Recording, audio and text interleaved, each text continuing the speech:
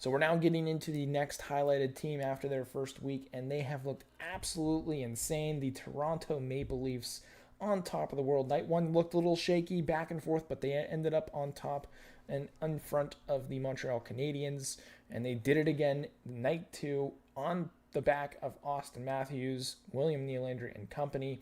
Team stats are on the board right now, and I first want to highlight the goaltending. Samsonov, this is kind of where it's a little shaky, and it's like, okay, it needs to get better. Yes, they've won their first two games. Yes, their forwards look amazing, but the back end hasn't looked as good as I thought they would with the compatibility that they have. The goaltending has looked shaky with Samsonov, but that also comes down to D-zone presence and how they operate. So you can't just put it on Samsonov, who's got a 4.42 goals against average and an 8.39 save percentage. It's the whole team as a whole, not just the goaltending. Max Domi's looked a little quiet. He is a -3. Hasn't looked very good. Ryan Reeves -2, but dude's obviously been a presence when he's on the ice. Matthew Nyes has been extremely quiet his first two games as a -1.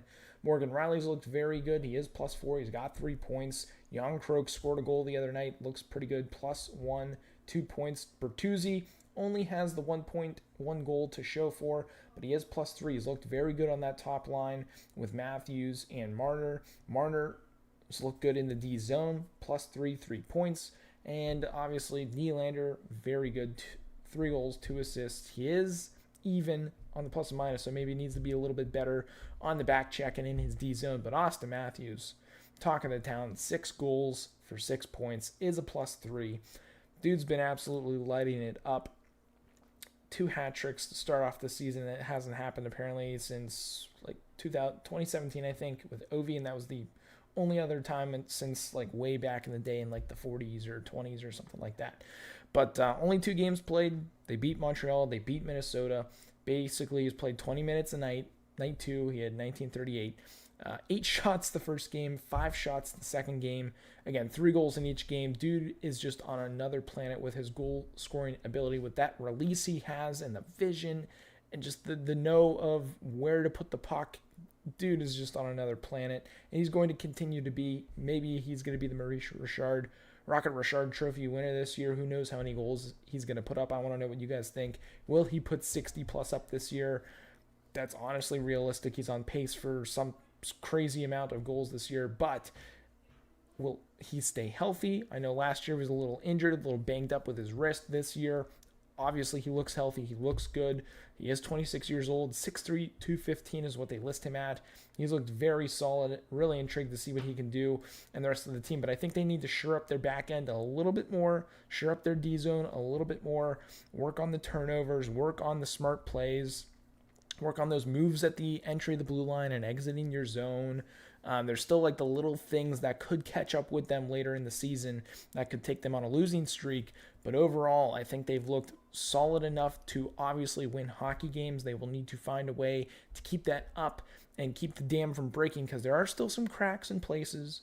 We've seen it the first 2 nights with them giving up the goals that they have, but there is definitely a good foundation for them to build on this year, I think more so than they've had in the past. So shore up the back end, keep it going offensively with Matthews, Nylander. Tavares has looked very good. He's got 5 assists on the year.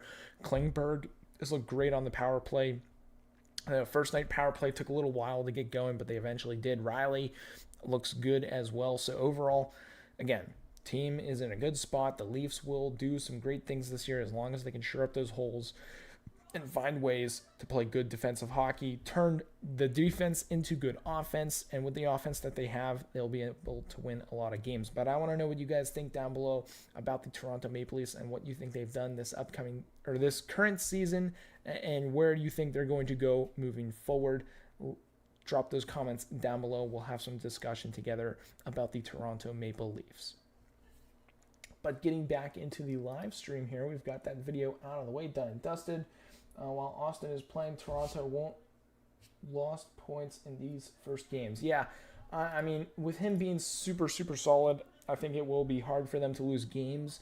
But maybe if he goes on a dry spell, maybe that kind of dries up a little bit due to that fact. If they're not solid on the back end, can they continue to play well in the offensive zone?